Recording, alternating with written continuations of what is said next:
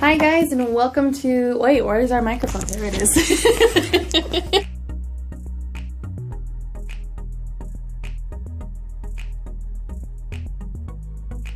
Hi guys, and welcome to our first episode of Holy Tea. Today we are going to be talking about death and Memento Mori. I'm Kristin, and this is... I'm Afro, aka Luis, but we prefer Afro. Which I just realized you pulled your hair back, so at least I'll be able to see your face. So we want to talk about this topic of death and just kind of how our faith treats it and what this Latin saying, Memento Mori, means. So, Afro, why do you think people are so scared about the idea of dying? Well, because we're mortals. Because everybody wants to be with everybody for eternity. I think for us, we try to leave a legacy rather than being a child that carries on our blood, or us putting our name into history books like Martin Luther King did, J.F. Kennedy did, Abraham Lincoln. We try to do so much grateful things for the world so we don't get forgotten after we die. Yeah, I guess that's true. There's this idea of immortality by being remembered by the people around you, and that fear of being forgotten by them can definitely, rub us the wrong way. I mean, the idea that there might not be anything beyond this. I mean, can you even imagine thinking about not existing or ceasing to exist altogether? Yeah. I mean, when you sleep, you stop thinking about that stuff. You just fade off into a dream. I think me and my brother were last time having this talk where he said he had a dream where he thought it was his real life, and the life that he's living right now is just like a virtual reality game that we're just, how do you say it? People you talk to in a game. There's the main character, and then there's just other spawns that you talk to. So, what do you think Memento Mori means? I do not know. I did not look at that. Well, Memento Mori is actually a Latin phrase in our Catholic faith, which means remember your death. Which sounds a little morbid and a little strange, I would think. When did that come from Latin, though? What do you mean? Memento Mori. Memento Mori? Yeah. The Latin and Mormons are old. If we go religious-wise, Latins were either to the Greek gods. I think you went Mormon. I don't know what kind of religion Mormons are. Memento Mori? Memento is like a remember. Mori is death.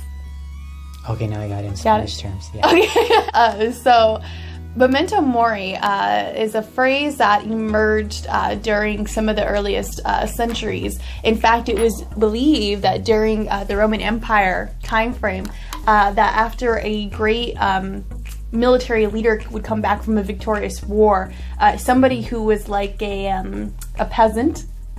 Hi, Alex.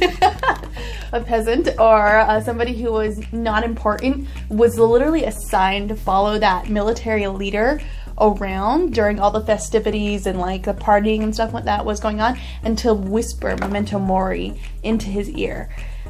Remember your death, remember your death, remember your death. That is the most creepiest thing ever. Somebody has to walk around with you and whisper that. Way to stay humble. I thought that was more what it was about. Staying humble despite your feats and accomplishments. Because we all end up dying anyways, right? It's an inevitable, regardless of what kind of casket we get buried in. Yeah. That when she said Memento Mori, if you guys are Spanish speaking, you know Memento is within time, morir is muerto.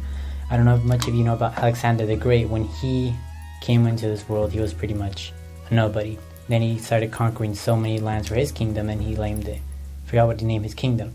But anyways, when Alexander the Great died, his casket had 2 open holes on the sides of each arm, which his arms were hanging out, meaning he came into this world with nothing, and he's leaving this world with nothing. Another concept is everything we have here is just temporarily. She's drinking tea. Yes, I was drinking tea, thank you.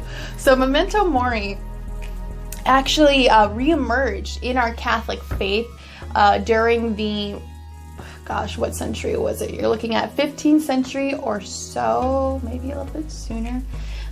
Because there was a group of monks and unfortunately I don't have the name for us on hand at the moment, but a group of monks that was very well known for their extremeness. They actually would go around and they had skulls on their crosses, on their crucifixes, skulls at the foot of the cross that they prayed before they ate together. They greeted each other, or supposedly, rumoredly, greeted each other with Memento Mori, remember your death.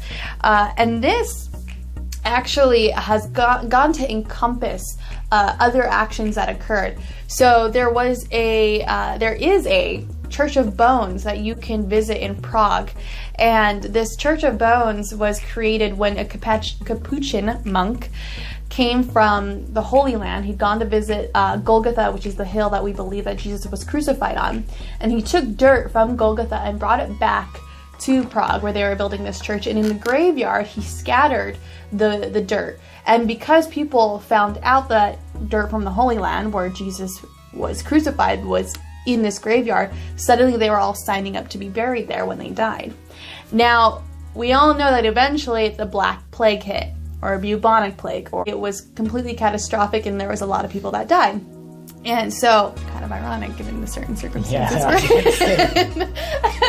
But, you know, these people began to die, and because of that, they were running out of space in the graveyard. And so they actually had to exhume the bones of the people that had already been buried there. And exhume means to dig something up. So they dug up the bones of all these people who had long since passed, and they began to take it within the actual church.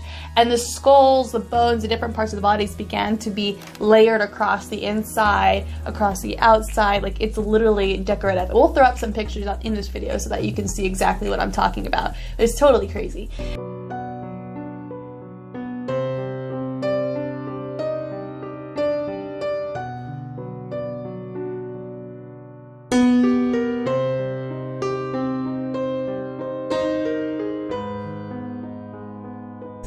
There's about approximately 40,000 skeletons that create or make up this Church of Bones.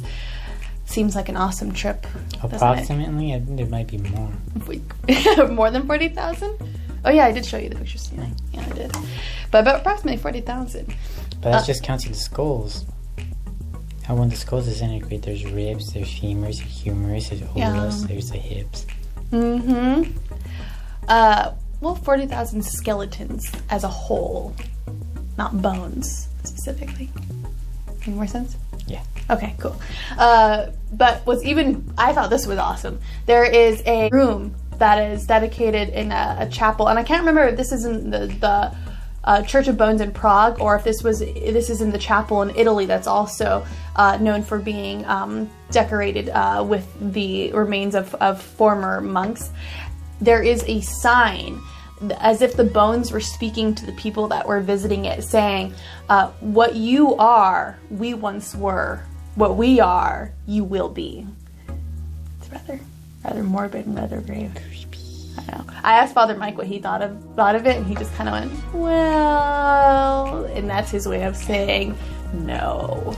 So again, just where did this goth concept, disappear to? Because we don't really think about this anymore.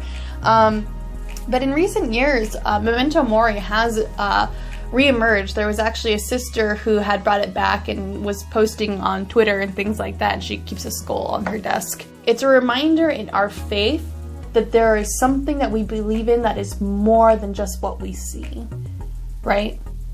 Oh yeah, well, we're taught to understand either we behave good, we're going to heaven. We behave bad, we're going to hell. Peasant you are.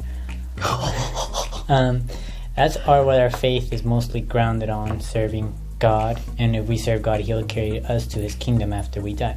So most of us devout Catholics have that, comfortable sense that once we die, we're going to heaven. So we are not so much worried about death. We're like, okay, we'll accept death as matter it is. And those that are us sinners, that are hypocrites within the church, constantly think, oh, I've sinned, I'm gonna go to hell. Should I confess? Should I not? But yeah, we're mostly grounded upon we have an afterlife. So that's why we don't tend to worry about death so often, as if right now with the coronavirus, us healthy young people think we can catch it. And we're like, oh, let's go out and party. Beach spring breakers recently right now. And then there's people that are terminally ill that are only consistently thinking about death. if they're going to wake up the next day or they're going to be gone during their sleep. So yeah, that ties to our Catholic faith, where us who serve God think we're going to heaven, us who do sin think we're going to hell. And there's that in-between thing, I forget what it's called, with the P word. Purgatory. That one.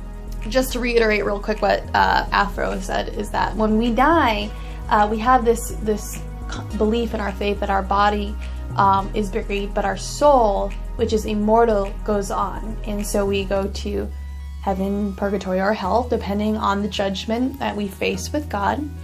And yeah, that can be a little scary for some people, but we also have to remember that our God is an all-loving God, an all-merciful God. If I'm being totally frank, I can speak from the heart, in the sense that my grandfather passed away this past Sunday. And it's kind of funny because I have a lot of people that have been coming up to me and, of course, saying I'm sorry, this and that.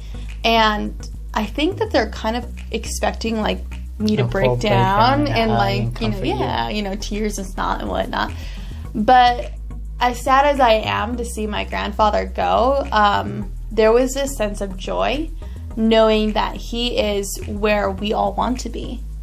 He is in the kingdom of God. We have another saint in heaven that I can talk to anytime that I want. So he's not really gone. And just that idea of any pain or any suffering that he has gone through, he's now been freed from. Any people that he's lost in the past who've gone before him, he now gets to see again. And that, I think that those were my last words to him. I said that, he was going into the kingdom and that we'd see him soon. But thinking about our physical bodies, we in our faith, in the Catholic faith, believe that on Judgment Day, when the final or end days come, our bodies will be brought up from the graves. And that zombies. Like zombies, yes.